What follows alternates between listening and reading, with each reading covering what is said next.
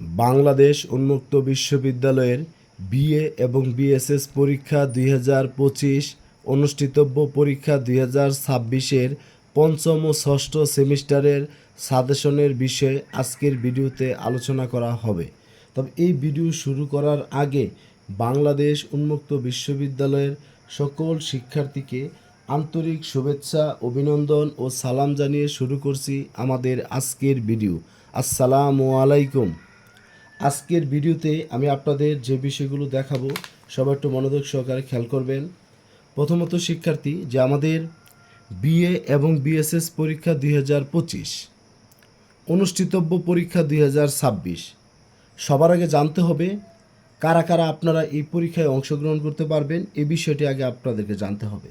যেমন বিষয়টা হলো, যাদের আইডি কার্ডের শুরুতে 25 লেখা, তারপরে 24 লেখা, 23 লেখা, 22 লেখা, 21 লেখা, 20, 19, 18, 17 এই আইডিগুলো যাদের আইডি কার্ডের শুরুতে লেখা, শুধু আপনারা তারাই 2026 সালে অনুষ্ঠিতব্য বিএ বিএসএস পরীক্ষায় অংশগ্রহণ করতে পারবেন।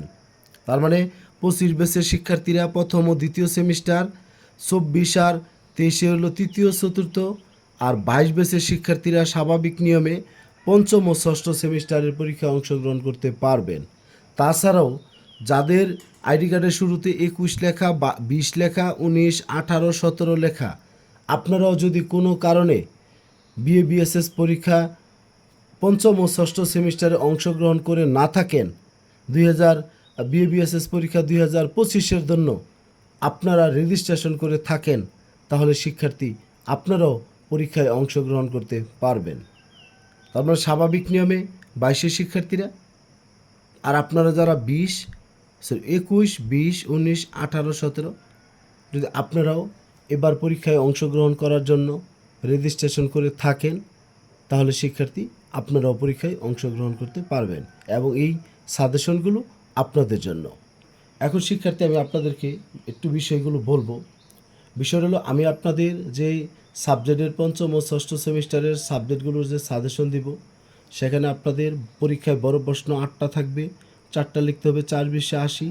ছোটো প্রশ্ন 8টা থাকবে, 4টা লিখতে হবে, 4 5 20। এর এগেনস্টে শিক্ষার্থী আমি আপনাদেরকে 15 থেকে 20টা প্রশ্ন আমি আপনাদেরকে দিব, বড় প্রশ্ন, এবং ছোট প্রশ্ন 15 থেকে 20টা প্রশ্ন আমি আপনাদেরকে দিব। তবে এর মধ্যে থেকে কিছু কিছু প্রশ্ন আপনার 99%, বা কিছু কিছু প্রশ্ন আপনার 95%, কিছু প্রশ্ন 100%, এরকম লেখা থাকবে।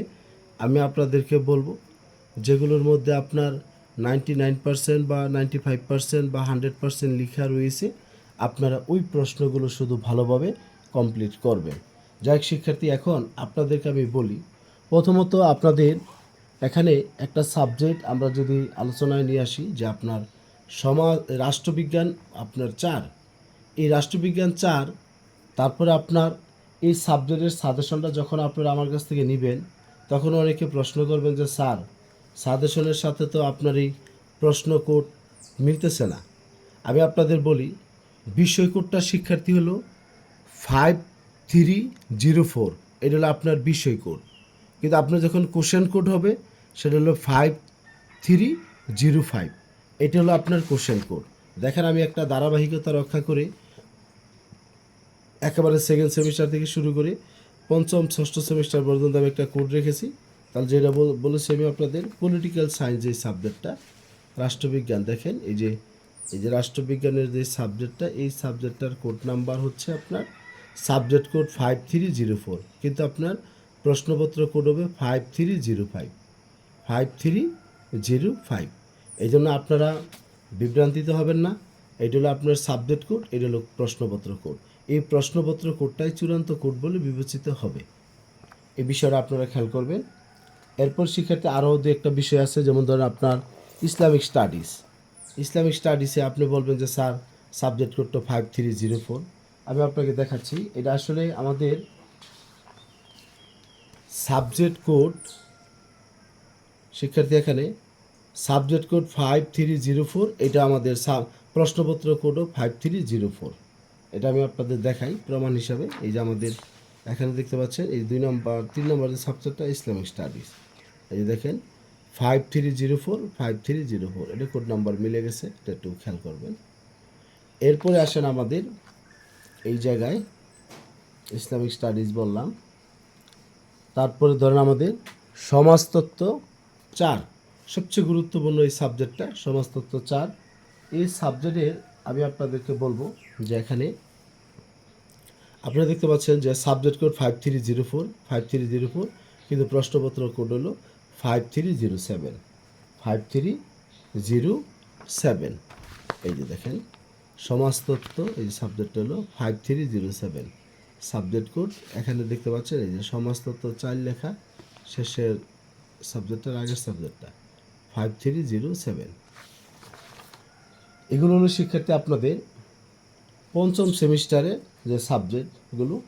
তারপর আপনারা ধরেন এখানে আমাদের 7টা সাবজেক্ট, এখানে দেখাইছি 4টা, 3টা সাবজেক্ট এখানে বলেছি যে আপনাদের। তারপর আপনাদের ইতিহাসের হলো 4, এটা 5302 এটা সাবজেক্ট কোড নাম্বার সম্ভবত মিলে গেছে, এই দেখতে পাচ্ছেন এই যে 5302 প্রথম কোডটা 5302, এই যে হিস্ট্রি লেখা ইতিহাস। যাই হোক, এখন আপনাদের এই ইতিহাস 4, তারপর আপনাদের হলো দর্শন 4, এই সাবজেক্টগুলোর সাজেশন আপনারা আমার কাছ থেকে নিতে পারবেন।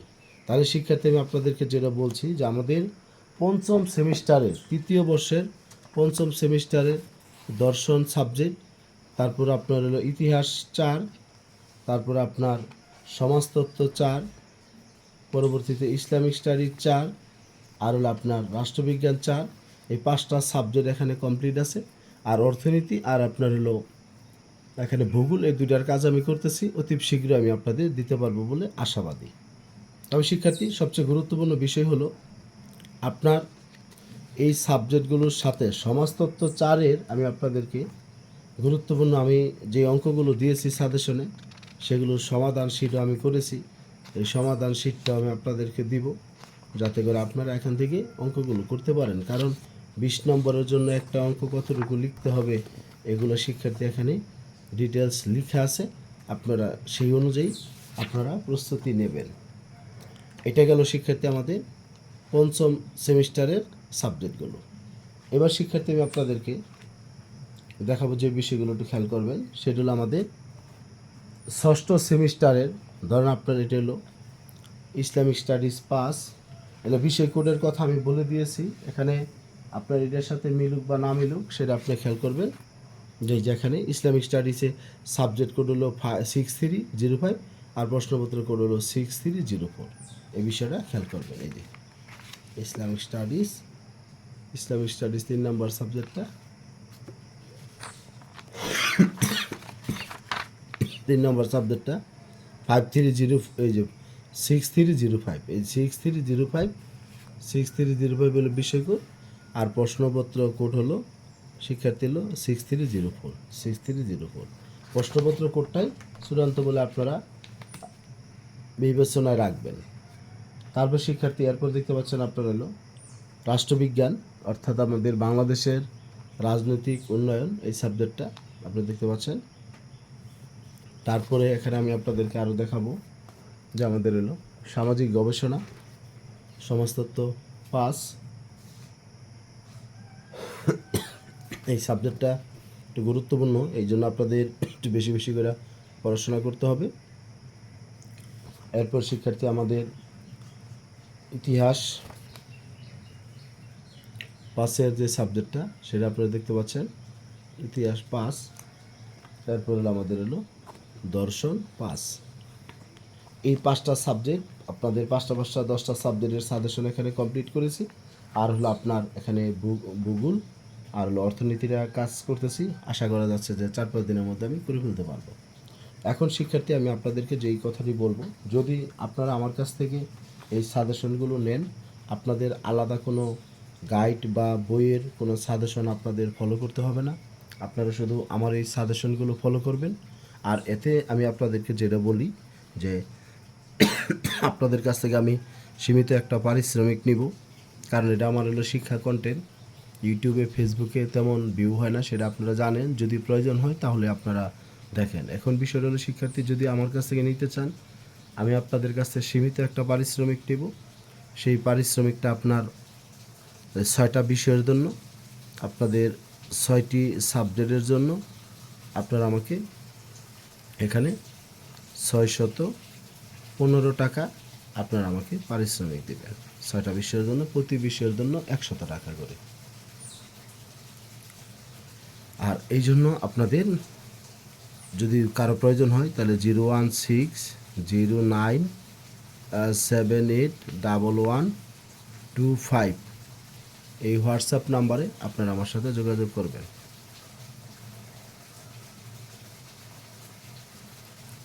মেসেজ দিবেন, আমি আপনাদেরকে চেষ্টা করব সহযোগিতা করার জন্য। এই ছিল বিষয়। তবে শিক্ষার্থী আরেকটা বিষয়, আপনারা কেউ যদি সমাজতত্ত্ব 4 এবং সমাজতত্ত্ব 5 এই দুইটা সাবজেক্টের অনলাইনে যদি আমার কাছে প্রাইভেট পড়তে চান, আমার একটা বেস চলমান আছে। যদি আপনারা এই দুইটা সাবজেক্টের অঙ্কগুলো যদি আপনারা প্রাইভেট পড়তে চান অনলাইনে, তাহলে আপনারা আমার সাথে যোগাযোগ করবেন।